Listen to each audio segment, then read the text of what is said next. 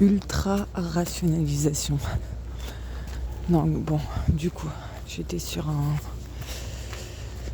écrit, sur un cours concernant la pensée de Nietzsche par rapport à l'histoire. Voilà, c'est toujours intéressant parce que forcément ça m'amène à questionner cette pensée.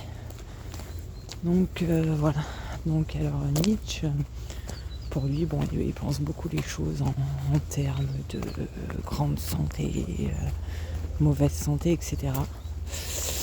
Et il a une idée intéressante, on va dire à contrario d'Hegel, qui pense que l'esprit en fait se situe dans l'histoire, c'est-à-dire qu'il y a un progrès, une sorte de progression, une dialectique de l'esprit qui fait que en fait l'histoire nous mènerait à l'esprit, quoi, genre à une universalité, on va dire l'apogée de la raison.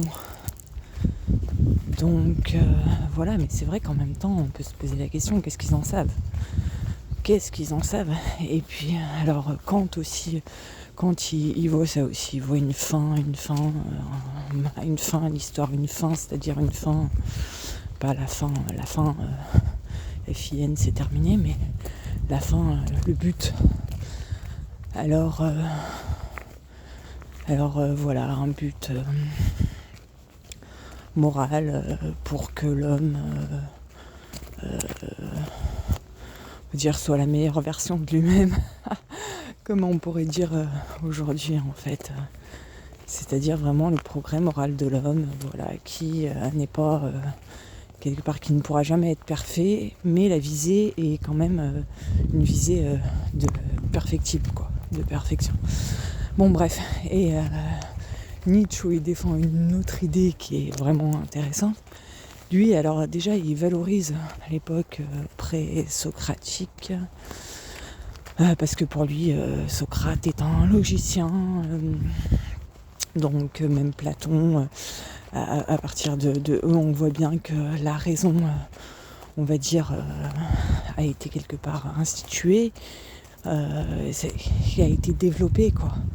A été développée à leur époque, quoi, de Platon, de Socrate. Voilà, et avant eux, il y avait l'époque donc qu'on appelle l'époque pré-socratique. Je sais même pas si on appelle pas ça notre époque, l'époque dorique. Voilà, dans Nietzsche, dans la naissance de la tragédie, il explique un peu tout ça. Et pareil, c'est très très intéressant, surtout quand on est un peu comme moi, en guerre contre le système, contre des valeurs, des formes de pensée communément admises, c'est ça. C'est pour ça qu'au départ, ça m'a fait toujours peur de lire Nietzsche, parce que moi je me suis dit, je suis tellement une révolutionnaire dans l'âme que ça va pas m'arranger. Bon, là aujourd'hui, je le prends quand même avec distance. Donc voilà, il valorise un peu cette période tragique. Voilà. Et on va dire aussi, il destitue quelque part les croyances absolues entre le bien, le mal. Pareil, je trouve ça tellement intéressant. Je trouve ça vraiment très intéressant. Et donc, du coup, aussi, il valorise aussi la Renaissance italienne. Et donc, on peut se demander si, parce que lui, donc, il ne voit pas le progrès dans l'histoire. Donc quelque part, moi, j'ai comparé ça. Bon, alors après, je ne sais pas si c'est Freud qui a inventé ce terme de régression, mais quelque part, oui, c'est ça. Est-ce que ce serait pas une régression, quoi, de retomber à une époque tragique, voilà. Bon, apparemment, qui pour Nietzsche serait plus synonyme de bonne santé. Bon, alors après, moi, j'ai toujours le doute sur la santé mentale de Nietzsche. Je suis désolée, est-ce que c'est vraiment sa syphilis qui l'a tué ou pas sa folie, j'en sais rien. Vous voyez, je ne sais pas. Je n'en sais rien, mais bon, apparemment, c'est avéré, mais qu'est-ce que j'en sais, moi ?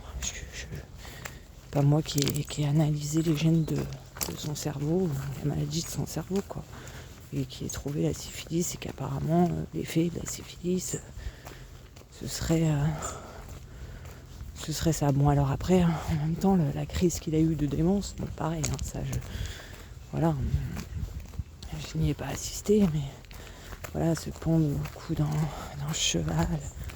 Bon alors après, ouais, je sais pas. Est-ce que c'est vraiment, tout ça a été annonciateur quelque part de sa folie?